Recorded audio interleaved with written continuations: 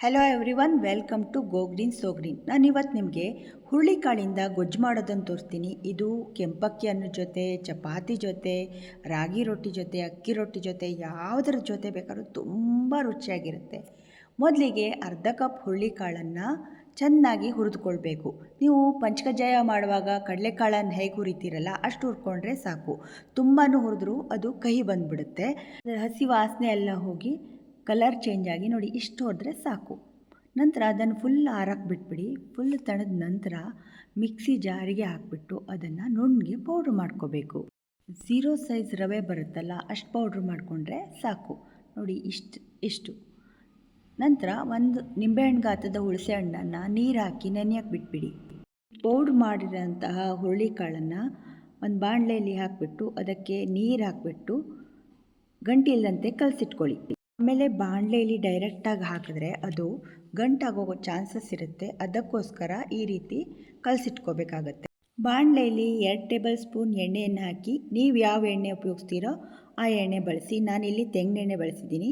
ಅದಕ್ಕೆ 2 ಸ್ಪೂನ್ ಸಾಸಿವೆ, 2 table spoon ಕಡಲೆಬೇಳೆ, 2 ಟೇಬಲ್ ಸ್ಪೂನ್ ಉದ್ದಿನಬೇಳೆಯನ್ನು ಹಾಕಿ ಇದು ಚೆನ್ನಾಗಿ ಬೆಂದ ನಂತರ ಅದಕ್ಕೆ ಕಡಲೆಕಾಳು ಗಾತ್ರದಷ್ಟು ಹಿಂಗೆ ಹಾಕಿ ಚಿಕ್ಕದಾಗಿ ಕಟ್ ಮಾಡಿರುವಂಥ ಹಸಿಮೆಣಸಿನಕಾಯಿಯನ್ನು ಹಾಕಿ ಚೆನ್ನಾಗಿ ಬಾಡಿಸ್ಕೊಳ್ಳಿ. ಮತ್ತು ಸಾಸಿವೆನ ಮೊದಲು ಹಾಕಬೇಕು. ಸಾಸಿವೆ ಸಿಡಿದ ನಂತರನೇ ಕಡಲೆಬೇಳೆ ಉದ್ದಿನಬೇಳೆ ಹಾಕಬೇಕು. ಚಿಕ್ಕದಾಗಿ ಕಟ್ ಮಾಡಿರುವಂತಹ ಬೆಳ್ಳುಳ್ಳಿಯನ್ನು ಹಾಕಿ ಚೆನ್ನಾಗಿ ಫ್ರೈ ಮಾಡಿ. ಈ ಬೆಳ್ಳುಳ್ಳಿ ಎಲ್ಲ ಕಲರ್ ಚೇಂಜ್ ಆದಮೇಲೆ ಅದಕ್ಕೆ ಕರಿಬೇವಿನ ಸೊಪ್ಪನ್ನು ಹಾಕಿ ಚೆನ್ನಾಗಿ ಫ್ರೈ ಮಾಡ್ಕೊಳ್ಳಿ. ಈ ಕರಿಬೇವಿನ ಸೊಪ್ಪೆಲ್ಲ ಫ್ರೈ ಆದಮೇಲೆ ಒಂದು 3 ಈರುಳ್ಳಿ ಚಿಕ್ಕದಾಗಿ ಕಟ್ ಮಾಡಿದ್ದನ್ನು ಹಾಕಿ ಚೆನ್ನಾಗಿ ಇದನ್ನು ಸಹ ಫ್ರೈ ಮಾಡ್ಕೊಳ್ಳಿ. ನಂತರ 3 ಟೊಮೆಟೊ ಕಟ್ ಮಾಡಿದ್ದನ್ನು ಹಾಕಿ, 2 ಹುಳಿ ಟೊಮೆಟೊ, 1 ಜಾಮ್ ಟೊಮೆಟೊವನ್ನು ಕಟ್ ಮಾಡಿ ಹಾಕಿದ್ದೀನಿ ನಾನು. ನೀವು ಬೇಕಾದರೆ ಹುಳಿ ಟೊಮೆಟೊನೇ ಹಾಕೋಬಹುದು. ಇದೆಲ್ಲ ಟೊಮೆಟೊ ಎಲ್ಲ ಬೆಂದ ನಂತರ ಇದಕ್ಕೆ ಚೂರು ಅರಿಶಿನ ಪುಡಿ, 3.5 ಸ್ಪೂನ್ನಷ್ಟು ಸಾಂಬಾರು ಪುಡಿಯನ್ನು ಹಾಕಿ ಚೆನ್ನಾಗಿ ಮಿಕ್ಸ್ ಮಾಡಿ. ಈ ಸಾಂಬಾರು ಪುಡಿ ಎಲ್ಲ ಚೆನ್ನಾಗಿ ಮಿಕ್ಸ್ ಆಗಿ ಎಣ್ಣೆ ಬಿಟ್ಕೊಬರುತ್ತಲ್ಲ ಬದಿಗೆ, ಅಲ್ಲಿ ತನಕ ಇದನ್ನು ಮಿಕ್ಸ್ ಮಾಡ್ತಾನೇ ಇರಬೇಕು. ನಂತರ ಇದಕ್ಕೆ ರುಚಿಗೆ ತಕ್ಕಷ್ಟು ಉಪ್ಪನ್ನು ಹಾಕಿ ಅದನ್ನು ಸಹ ಚೆನ್ನಾಗಿ ಮಿಕ್ಸ್ ಮಾಡಬೇಕು. ಹುಣಸೆ ಹಣ್ಣಿನ ನೀರನ್ನು ಹಾಕಿಟ್ಕೊಂಡಿದ್ವಲ್ಲ ಅದನ್ನು ಈಗ ಹಾಕಿ ಅದನ್ನು ಸಹ ಚೆನ್ನಾಗಿ ಮಿಕ್ಸ್ ಮಾಡಿ.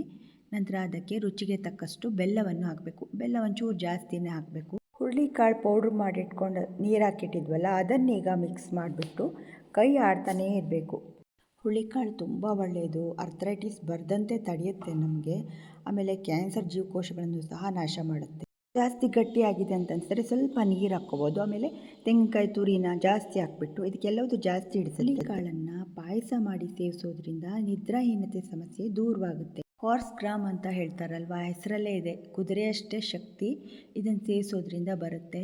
ಸೊ ನಿದ್ರಾಹೀನತೆ ಸಮಸ್ಯೆ, ನರ ದೌರ್ಬಲ್ಯತೆ, ರಕ್ತಹೀನತೆ ಪ್ರತಿಯೊಂದಕ್ಕೂ ಕೂಡ ಇದು ತುಂಬಾ ಚೆನ್ನಾಗಿರುತ್ತೆ. ನೀವು ಖಂಡಿತವಾಗ್ಲೂ ವಾರದಲ್ಲಿ 2 ಸಾರಿ ಸೇವಿಸಿ. ನನ್ನ ರೆಸಿಪಿ ಇಷ್ಟವಾಯ್ತಾ?